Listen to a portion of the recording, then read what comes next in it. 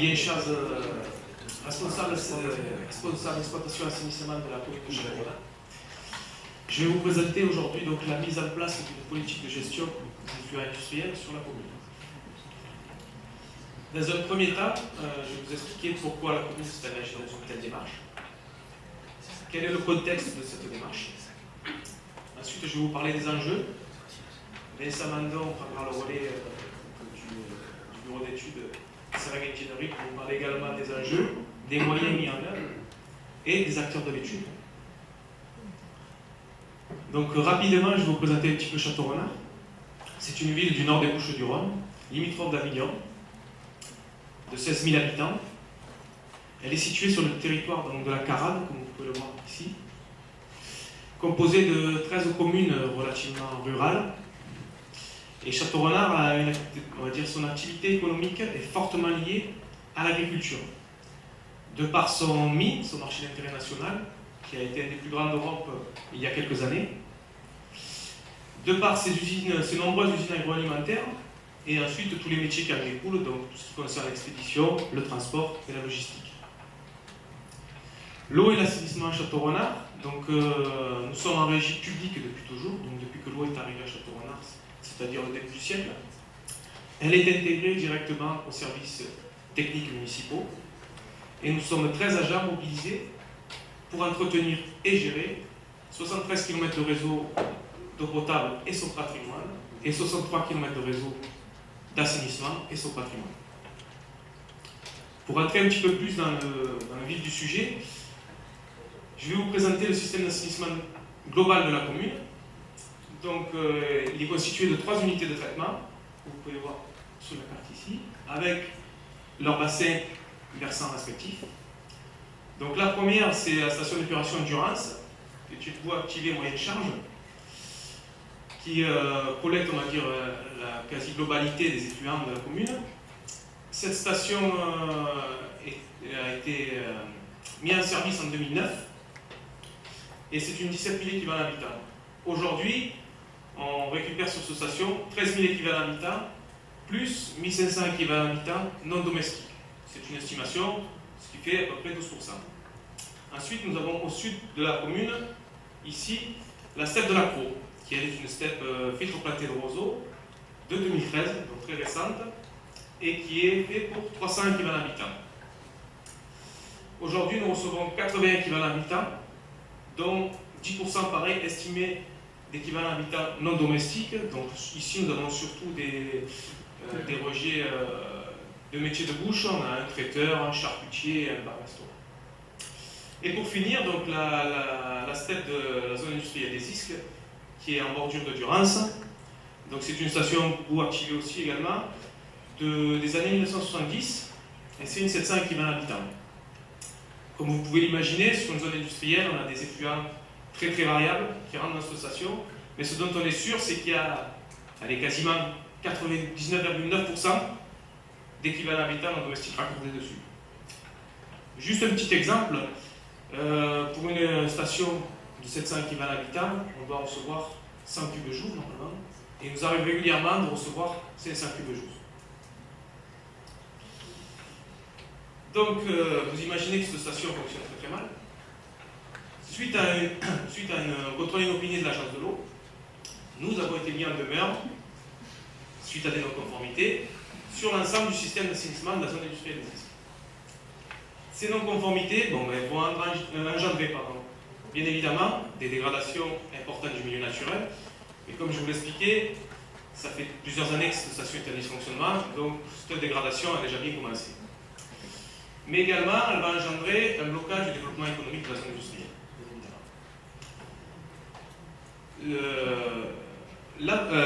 La préfecture nous a demandé aussi de mettre en place un programme de travaux d'ici la fin de l'année pour mettre en conformité l'ensemble du système de la zone industrielle. Cette problématique est fortement liée à la non-gestion des effluents industriels. D'une part, car il n'y a aucune autorisation de rejet qui a été délivrée depuis la création de la zone. Donc ça fait à peu près 40 ans qu'il n'y a eu aucune autorisation de délivrée. mais aussi parce qu'on n'a aucune maîtrise de l'effluent collecté, que ce soit en termes de qualité, parce qu'on a des charges très très variables, et en termes de quantité, parce qu'on a de nombreux forages non déclarés sur la zone.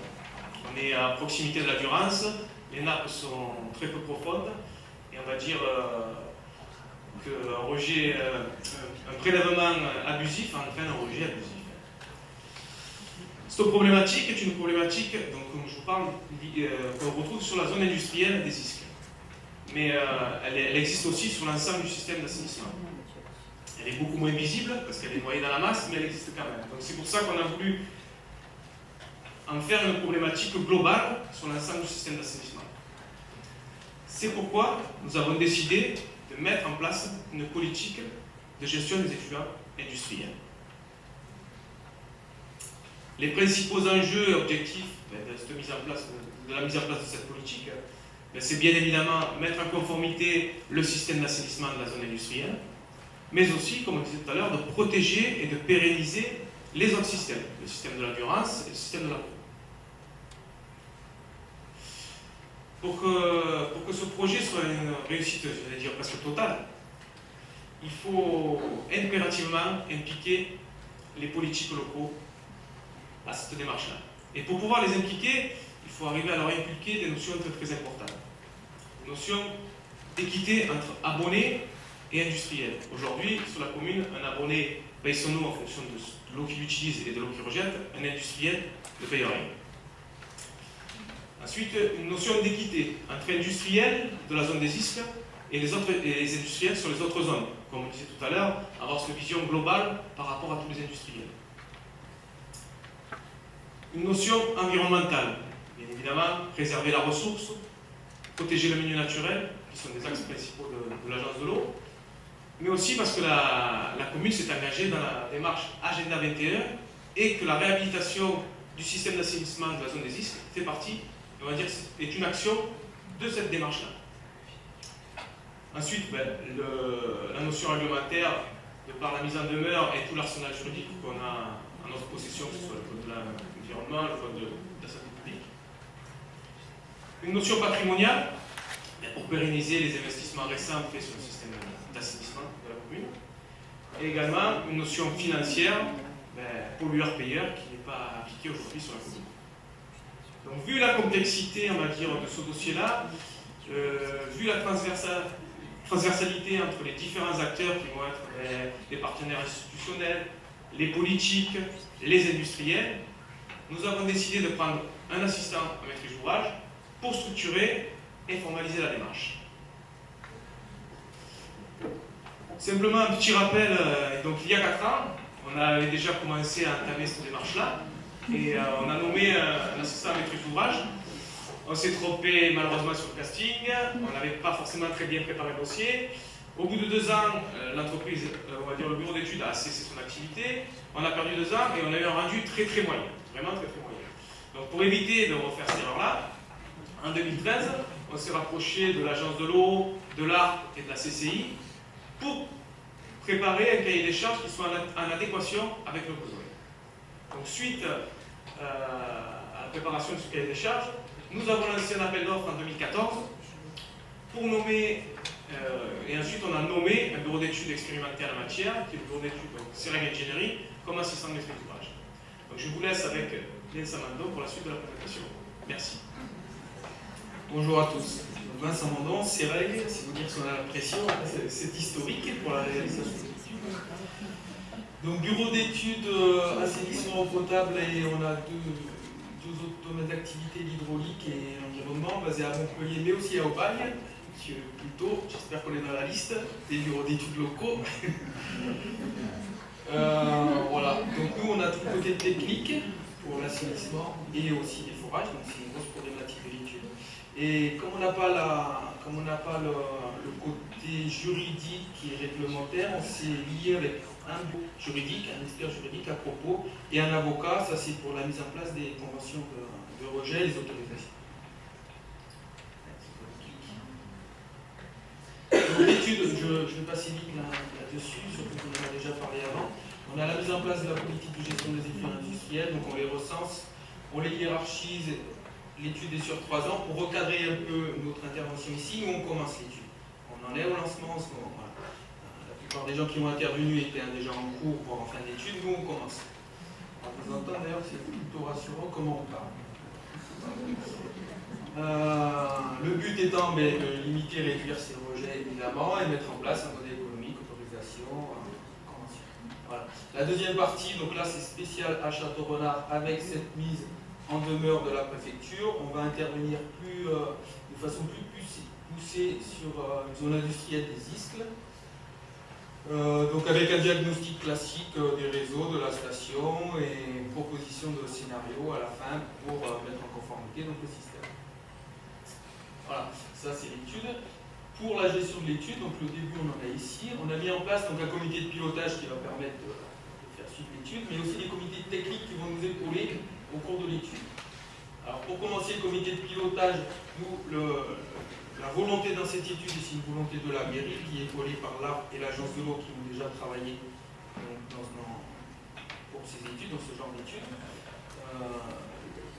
L'intérêt le plus important, enfin l'importance de l'étude, c'est d'avoir une transversalité entre tous les différents partis, que ce soit les partis, la collectivité, donc la collectivité ou la communauté de communes, mais à l'opposé que ce soit aussi les industriels qui suivent leur compte, c'est très important, surtout qu'on a le côté rejet où on a une réglementation qui est claire sur le rejet et puis la police du maire ne coupe pas, mais on a le côté aussi forage, et là le forage quand on n'intervient, on en a un, on ne sait pas s'il n'en a pas un autre à côté, voilà. Donc là, c'est très important qu'ils soient moteurs aussi dans l'étude, qu'ils ne soient pas seulement, qu'on ne vienne pas seulement leur taper sur les doigts, voilà, qu'ils trouvent leur compte.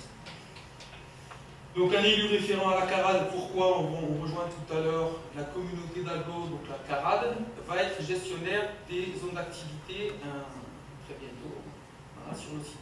Donc on a besoin qu'ils soient aussi inclus au comité de pilotage parce qu'on a besoin de connaître leurs orientations pour développer les différentes zones et savoir nous comment derrière on va gérer les stations et les réseaux sur ces zones.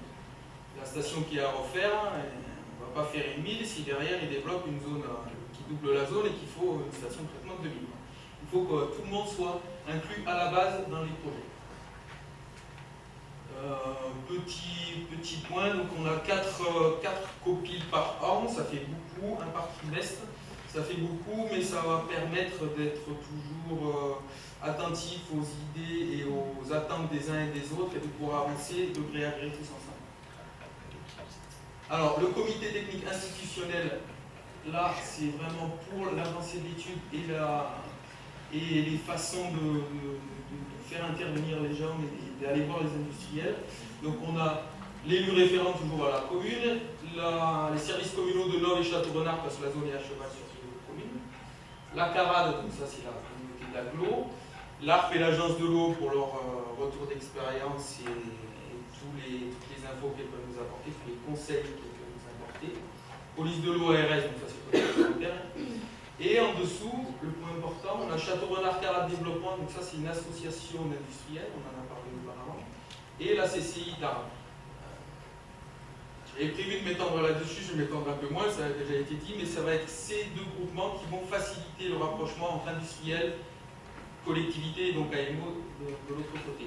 C'est vraiment, on accentue en ce moment sur ce point pour lancer dès le début de l'étude que les industriels n'aient pas une image qu'on vient leur taper sur les doigts, mais bien aussi qu'on va leur apporter des solutions financières mais aussi techniques pour leur mise en conformité. Et notamment, Château-Renard CARAD a proposé de nous faire en place un café réunion en début d'étude où on va essayer d'expliquer l'étude, où elle va mener. On va faire un gros point aussi sur les subventions qu'ils peuvent avoir derrière et l'intérêt qu'ils peuvent trouver là-dessus. Et Sylvain Durand-Sassappi, la gestion des réseaux de la commune de Nov, qui est limitrophe. Et enfin, voilà, le dernier comité technique qui va être professionnel et qui rassemble ici des entreprises, des chefs d'entreprise. Alors les chefs d'entreprise, on a essayé de cibler tous les grands domaines. Château-Renard, on a vu que c'était surtout des agroalimentaires, lavage de salade, mais aussi Sotreco, c'est de compostage, d'épuration, lavage alligator parce qu'il y a beaucoup de transporteurs qui ont besoin de laver les camions. Voilà, on va ajouter la maison du café et un autre industriel qui nous a été demandé par l'association. Le but étant, je le répète, de les inclure à l'étude, et le fait d'avoir créé un comité technique, ils sont vraiment inclus dans l'étude. Voilà, on ne va pas faire juste des réunions d'information. Ils sont inclus, on va répondre à leurs demandes, on va essayer de répondre à leurs demandes et à leurs demandes. Et 3 fois par an, c'est aussi beaucoup, mais pour le début, ça sera bien. Alors le planning, la première année, on va déjà mettre aux normes suite à la mise en demeure, c'est le plus important et le plus urgent surtout. Et pour l'autre partie de l'étude, on va aussi faire une quinzaine de visites industrielles. Donc je ne m'étends pas sur la méthodologie, on l'a vu, on les recense, on les hiérarchise, on élabore des documents, règlements, conventions, autorisations. Voilà.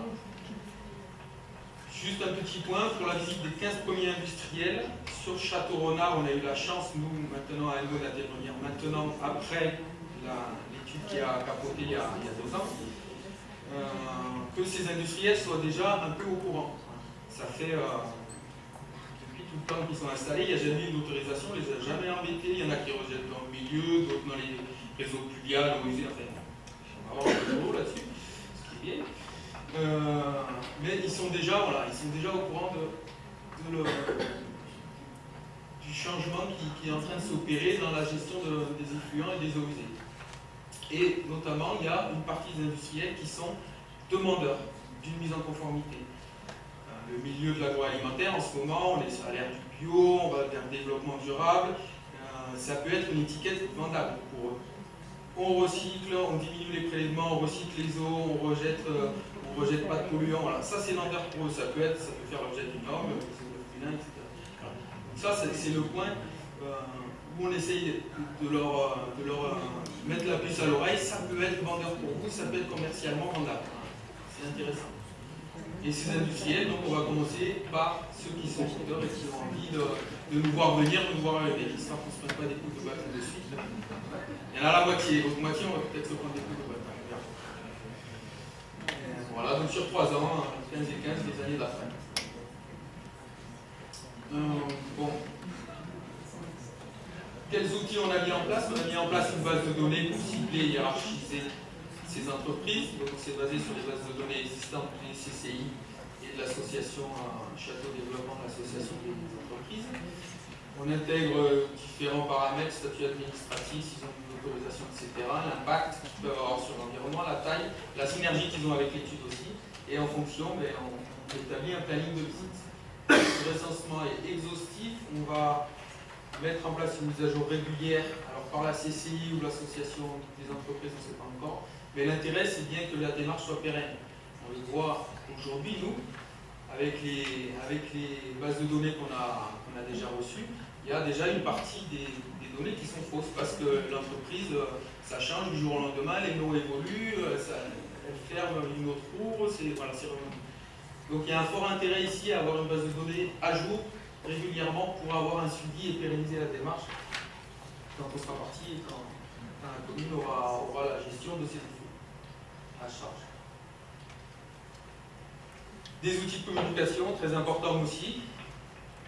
Donc une plaquette de communication qui est en cours d'élaboration, qui sera transmise, on ne sait pas comment. L'idée c'était tout bon, avec remise d'une pochette, je note, j'ai pris note des bonnes idées, voilà, où on vulgarise l'information et l'étude à destination des industriels, justement pour pas qu'ils soient perdus. Des réunions d'information, pour reprendre ce qui a été vu avant, ça c'est le schéma du SABA avec différents acteurs dans la gestion des effluents, tout le monde s'y perd, mais nous on n'est pas sûr. Donc pour clarifier les choses face aux entreprises et leur apporter les contacts qu'ils ont besoin facilement, qu'ils n'aient pas besoin de chercher, on leur donne. Et le bulletin municipal, ça c'est pour la destination des abonnés du réseau. Donc intégrer pleinement les professionnels, j'y en ai déjà parlé auparavant. Donc les outils pour l'audit, très bien, un questionnaire, enquête de branchement, enquête de forage, c'est le point qui va être un peu difficile dans l'étude.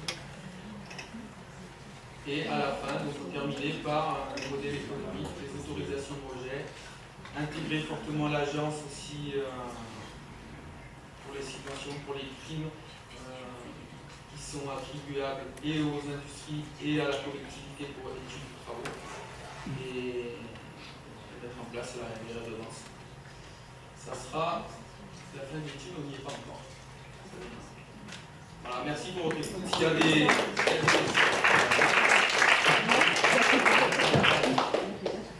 Est-ce qu'il y a des questions sur ce territoire-là? Donc on voit qu'effectivement là il y a une autre problématique qui est le forage qui se rajoute en plus. Oui, juste une question, puisque c'est une zone industrielle indépendante, comme on l'appelle Vitrolles. Au moment de la création d'une ZAC ou autre chose d'une nature comparable, il y a un règlement qui est élaboré.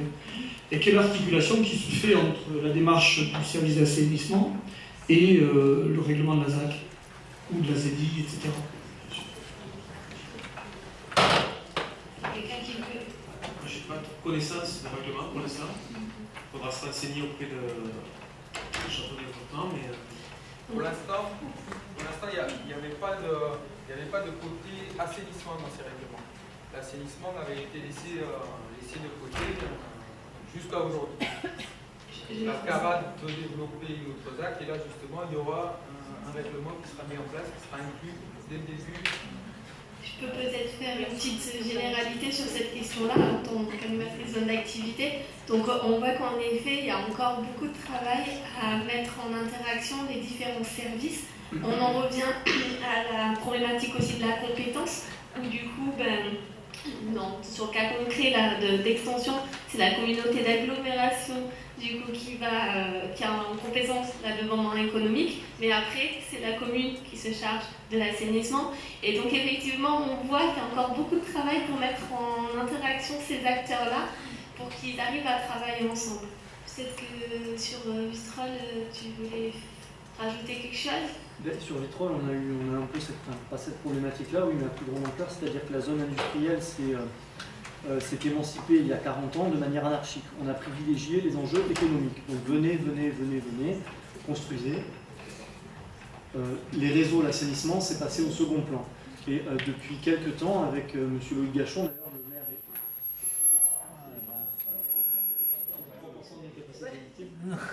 le maire et le nouveau maire qui a été réélu, les élus et le maire sont beaucoup plus sensibles à cette notion. Donc le seul règlement qu'on a, c'est le règlement d'assainissement communal, qui n'a sans volet particulier sur les effluents industriels ou les assimilés domestiques, et sur lequel on travaille, et on va travailler d'arrache-pied, avec vous d'ailleurs, pour le mettre au bout du jour et l'actualiser. Et que l'aspect environnemental rattrape un petit peu les enjeux économiques et ce développement anarchique qu'on a eu au départ. C'est ce que va mettre en place, j'imagine, également Château-Renaud. Je crois que les agendas 21 aussi sont des aides potentielles parce que les collectivités, en fait, elles balayent toutes les possibilités qu'ils ont de travailler sur la notion de durabilité. Donc, je pense qu'il y a aussi un travail qui se fait dans la collectivité elle-même, de discussion entre le service économique, le service assainissement, le service urbanisme, parce que ce n'est pas forcément des passerelles qui existent comme ça, parce que l'assainissement c'est considéré comme hyper technique, on va dire ça comme ça, hein, le terrain, dehors, on est dehors, et puis les autres font du dossier. Et donc il y a ce phénomène-là qui se passe, moi j'ai un petit peu ressenti sur Vitrolles avec cette action, et d'ailleurs le premier petit déjeuner qui a été mis en place avec la zone d'activité par la ville de Vitrolles, le thème qui a été choisi, ça a été cette action horizon et comment on pouvait interagir par rapport à la station d'éclairage. Et donc ça fait aussi ce lien-là. C'est que les agendas 21 sont des bons outils pour justement apporter des démarches en transversalité et donc amener à ça. Mais c'est vrai qu'on voit qu'il y a encore beaucoup de travail sur ce travail déjà entre structures, de travailler entre interservices, et aussi du coup là on attaque aussi à travailler entre structures différentes, entre l'échelle communale et l'échelle intercommunale. Donc voilà. Juste une petite précision, c'est par rapport au nombre de visites par an, je trouvais qu'il y avait une grande différence avec nos collègues de Toulon. Alors est-ce que d'un côté ça a été surestimé et de l'autre sous-estimé, mais c'est vrai qu'entre 15 et 150, sur combien de visites tablés par Je an. pense que ça dépend de la taille, ça dépend. Oui. Ça dépend de beaucoup de critères différents, j'imagine. Ça dépend de la taille des collectivités. Donc, c'est vrai qu'à Château-Renard, il y a quand même moins d'entreprises que la communauté d'Aglo de Toulon. Il y a peut-être aussi une autre différence, c'est qu'à Château-Renard, il n'y a encore aucune autorisation et convention en place. Donc il y a tout ce travail administratif très long à faire, qui va prendre beaucoup de temps. Et à Toulon, c'est déjà en place, non? Il n'y avait rien non plus. Bon. Et on a surestimé notre capacité de suivi. Merci. On ne tiendra certainement pas de objectifs.